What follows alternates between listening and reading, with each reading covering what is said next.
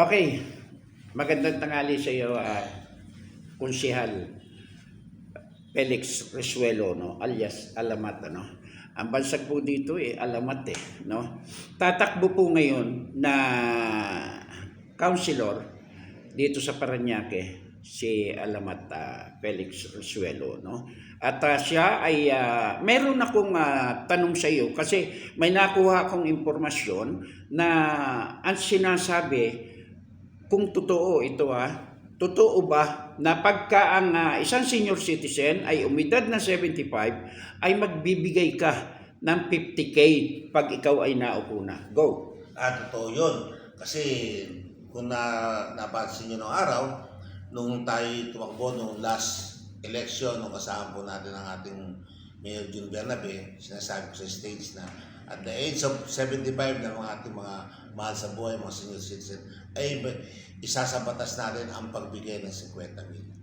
50,000 po yan. Every 10 years po, bibigyan po namin kayo ng 20,000. Yan po ay magiging city ordinance na po yan. Batas na po yan. At sa kauna-unahan dito sa Parañaque pala mangyayari sa buong Pilipinas. Ngayon, pagdating ng 85, another 20,000. Pagdating ng 95, another 20,000. Kung sumobra ka ng 95, punta mo nyo na lang ako sa opisina ko dahil ako na mismo ang magbibigay ng 10,000 na kakulangan ng ating lungsod ng Parañaque. Yeah. Alam po, syempre, yung mga isa sa batas din natin na hindi na kailangan ng mga Lalapit pa sa iba. Lalapit pa sa iba mga certificate. Sa mga ibang kandidato, politika.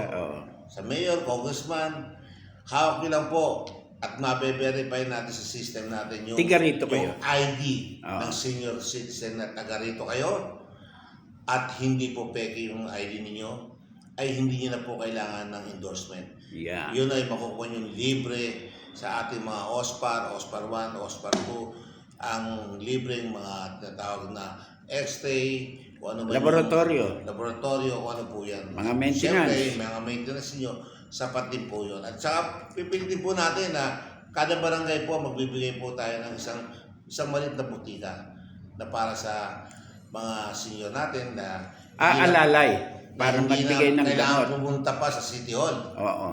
Sa mismong sabi niyong barangay, makukuha niyo na po yung maintenance ninyo. Yan po ay sasabatas po natin yan. Oo. Kaya yun ay makakaasa po kayo, lahat ng nanay, tatay, at mga senior citizen na gaya ko. Kaya sinasabi ko sa inyo, subukan niyo po ang isang Alamat. Siguro naman, sa tagal ko na rin po tumakbo dito sa lungsod ng Parañaque sa District 2 as councilor. Nahabaltayan na rin po siguro yung aking pabahay na Gawad Kalinga na kauna-unahang Gawad Kalinga na pinarangalan po tayo ni Tony Miloto na ang Gawad Kalinga ay nasa inside the village. Hindi ba kasi outside the village? Yan po ay ang nakilabang po dyan ay 1,800 families. Yan po ay sa loob ng multinational village. Pangalawa po, marami na rin po tayo na ipatayo dito mga chapel, mga post ng Meralco na tulungan natin sa mga ibang depressed area na pagdugtong po natin yung tulay ng Santana, San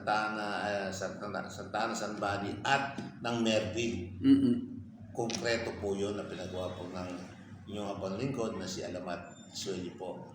Pangalawa po, siyempre, ang isa po pong isasabatas po natin dito na pakikinabangan po ng hindi lang sa District 2, kundi pati rin sa District 1. Isang batas po to Hindi nyo na rin kailangan po lumapit sa amin na sinasabi nyo libreng-libing. Manghingi kayo sa amin na para kayo namamalin mo sa amin. Na dapat naman ibigay sa inyo ang totoong serbisyo. Dahil kayo nagtuklok sa amin Oo. Di ba?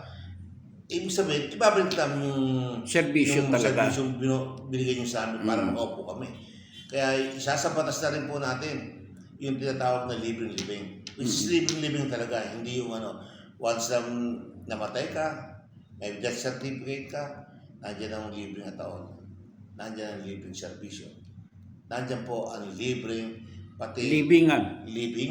Na yung ginagawa na kadalasan dyan nahihirapan pang magpalibing dahil kasi kulang Wala, ang budget oo. doon sa butas na dyan sa Malañang natin.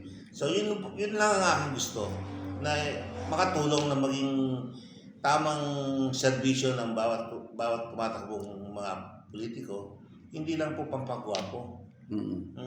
Hindi man ako, kaya itong takbuhan na to, actually, pinilit ko lang po tumakbo para sa taong bayan. Para makatulong. Para makatulong sa inyo. At syempre, ako, sinasabi ko sa inyo, hindi kalakihan ng perang hawak po natin para ibigay sa inyo.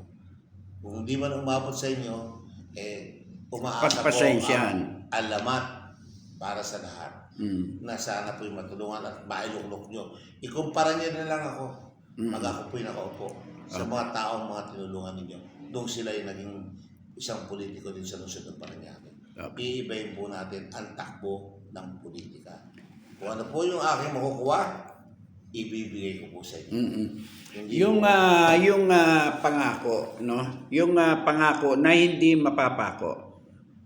No? Actually, kagaya nung sinasabi mo. Actually, yan ay aking mga pangarap, vision. No?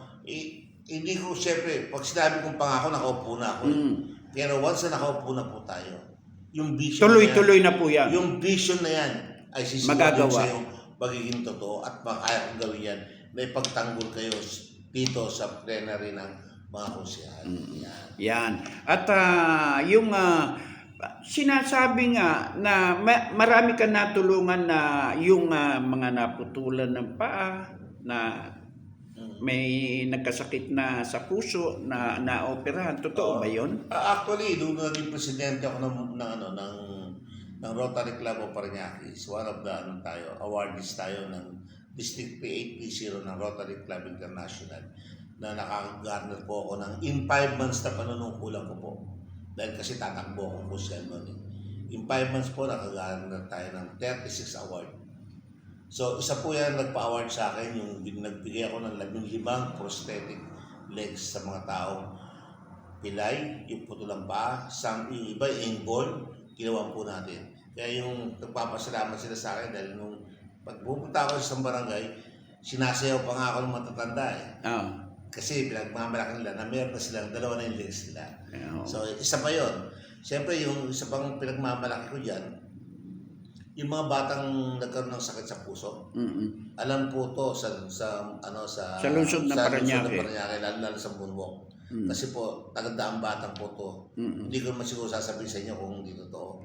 O kaya nagpapasalamat na yung mga magulang, auntie nila, dahil kasi kahit pa paano, nadoktuhan ko yung buhay ng bata ng 5 taon na supposedly na tinaningan lang po ng 3 buwan. So ngayon, ang bata na yan, wala na po yung bata. Pero natulungan mo. Nakasama pa rin ng mga magulang niya ng 5 taon. Bukod sa taning na 3 buwan lang.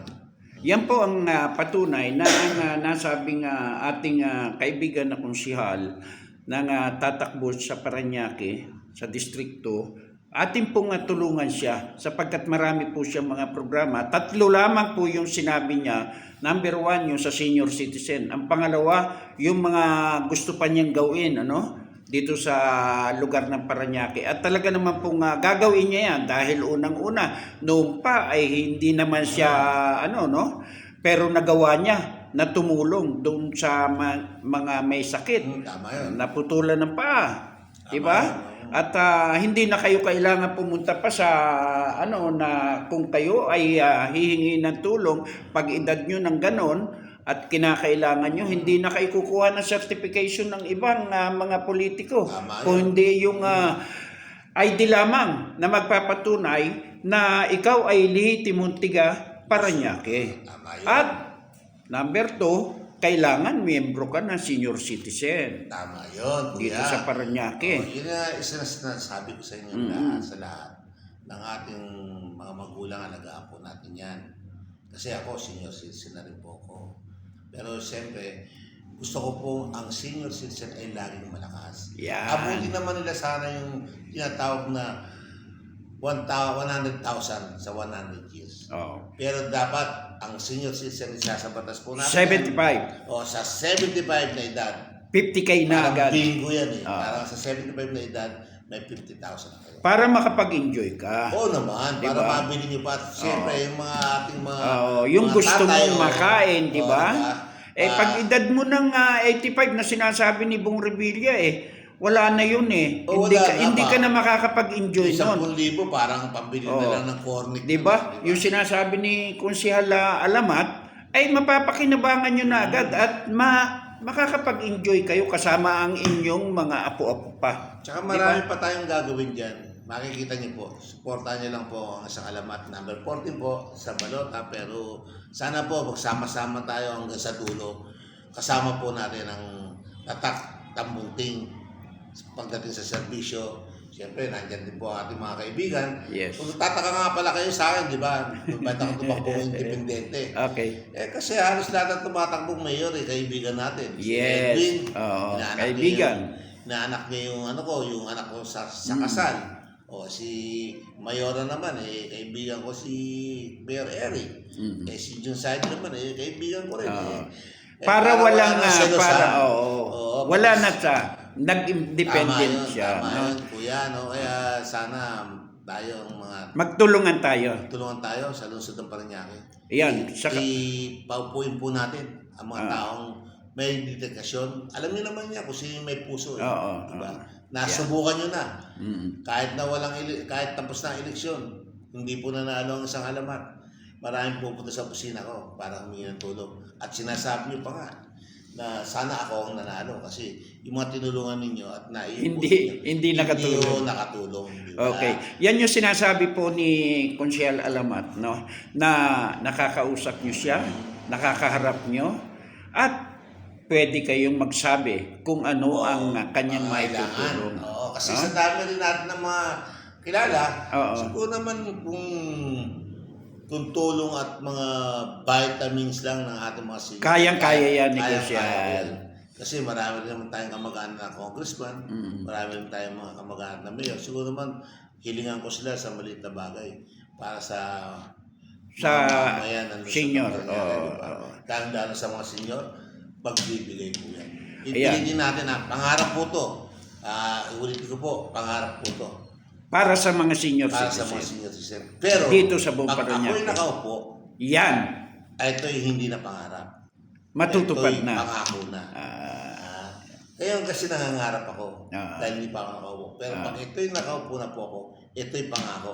Yan. Gagawin ko to hanggang sa huling unang termino ko. Para sa susunod termino, sa tatlong termino, masiservisyo ako pa kayo ng kung ano pa ang kayang ibigay ng Isang Alamat sa lungsod na Parañaque. Okay. At last message sa ating mga kababayan dito sa Parañaque, Konsehal Alamat. Ako, ang last message ko, simple lang. Huwag natin po kalimutan ng Diyos. Mahalin po natin ang ating mga magulang.